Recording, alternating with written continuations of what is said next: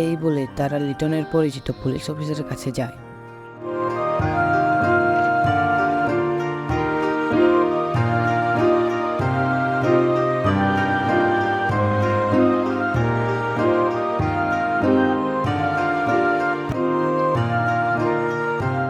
এই লিটন, এদিকে আসো।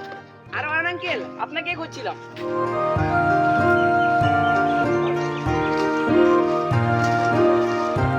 রোজ পাহাড়, আজ সকালে এর সাথে অনলাইনে প্রতারণা করার চেষ্টা করা হয়েছে। খুবই কমন একটা মাধ্যম প্রতারণা করা। তোমাদের সকল তথ্য নিয়ে তারা কিন্তু বিভিন্ন খারাপ কাজ করে এবং এর দায়ভার কিন্তু তোমাদের উপরে আসবে। আমাদের সাইবার সিকিউরিটি অ্যান্ড ক্রাইম বিভাগ এই চক্রের মূল অপরাধী ধরতে কাজ করছে। তুমি যে আশিক ইসলামের নাম বলে, তার নাম আশিক ইসলাম না, তার নাম হলো রফিক হোসেন। সে ফেক নাম ব্যবহার করে এরকম বহু মানুষকে প্রতারণা করছে। সে খুবই সক্রিয় একজন প্রতারক, তার নামে 6টি মামলা রয়েছে।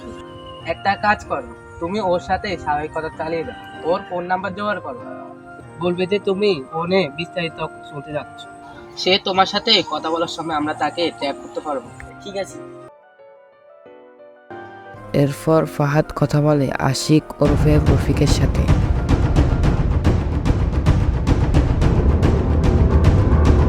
ওই দিক দিয়ে অয়ন ইসলাম ডিজিটাল প্রযুক্তি ব্যবহার করে তাকে ট্র্যাক করে ফেলে।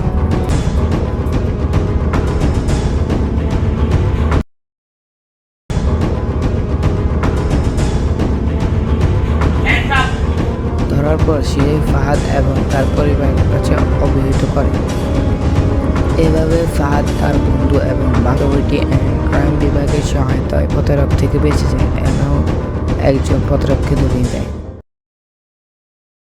সবার দৃষ্টি আকর্ষণ করছি, আমরা কিছু না দেখে বাইরে সব রিকোয়ারমেন্ট না দেখে সফটওয়্যারে ইনস্টল করি। ফলে হ্যাকার আমাদের গ্যালারি, ছবি বা ডিভাইস অ্যাক্সেস করতে পারে আমাদের অজান্তে।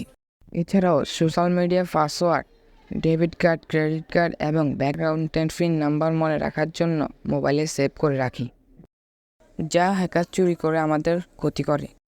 আমাদের সাবধান হতে হবে, যেমন স্মার্ট পাসওয়ার্ড এবং 2 স্তরের নিরাপত্তা ব্যবহার করা, অপরিচিত পাঠানো কারো লিঙ্কে প্রবেশ না করা, লোভ ত্যাগ করে সাবধানতা অবলম্বন করা।